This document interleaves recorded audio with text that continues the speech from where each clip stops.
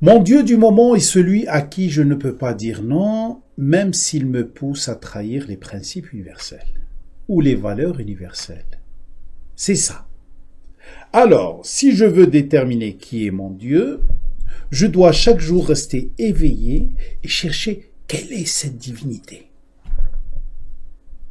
à qui je ne peux pas dire non, même si je trahis mes principes universels. Car si je détecte ma divinité, elle devient une idole pour moi et je dois la casser comme il l'a fait Ibrahim alayhi salatu wassalam. Casser ma divinité, la détruire. Mais petit à petit, d'accord, commençons par les petites divinités en allant vers les grandes divinités. Comme ça, je peux être fier de moi et dire je suis adorateur d'Allah Azza wa Jal, j'ai un seul commandeur, j'applique vraiment la ilaha illa Allah. Ma divinité, elle peut être l'argent. Si l'argent, je ne peux pas dire non à l'argent, même si je trahis les principes universels, eh bien l'argent, quelque part, c'est un Dieu pour moi.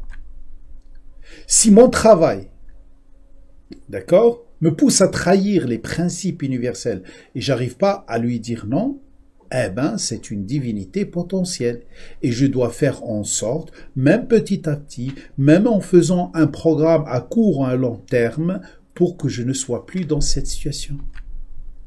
Ça peut être un patron, ça peut être un, je sais pas moi, un président, ça peut être un ministre, ça peut être un supérieur. Si je suis dans le cas où je ne peux pas lui dire non, même s'il me pousse à trahir les principes universels, quelque part, j'ai une autre divinité à part Allah. Ça peut être un projet, ça peut être une entreprise, juste puisque j'ai créé une entreprise qui, peut-être, elle trahit les valeurs universelles, à un moment donné dans ma vie, au lieu de laisser tomber cette entreprise qui trahit les valeurs universelles, je suis en train d'enfoncer le clou et trahir encore et encore les valeurs de Dieu. Et attention, là, on devient dans la négation.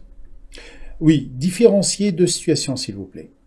La situation où je le fais et je suis conscient et je sais que c'est quelque chose qu'il ne faut pas faire et j'espère changer cette situation.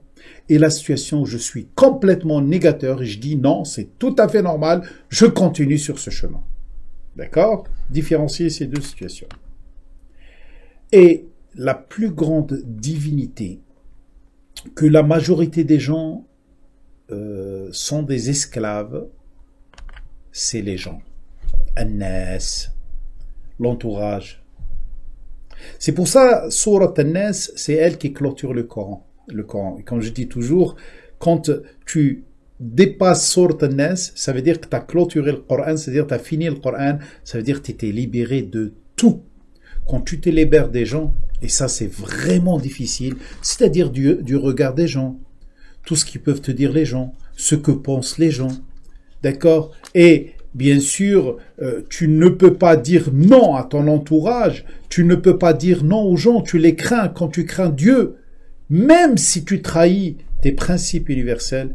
C'est ça la plus grande divinité. Celui qui dépasse cette divinité, bien sûr, il devient lui-même un messager pour les gens.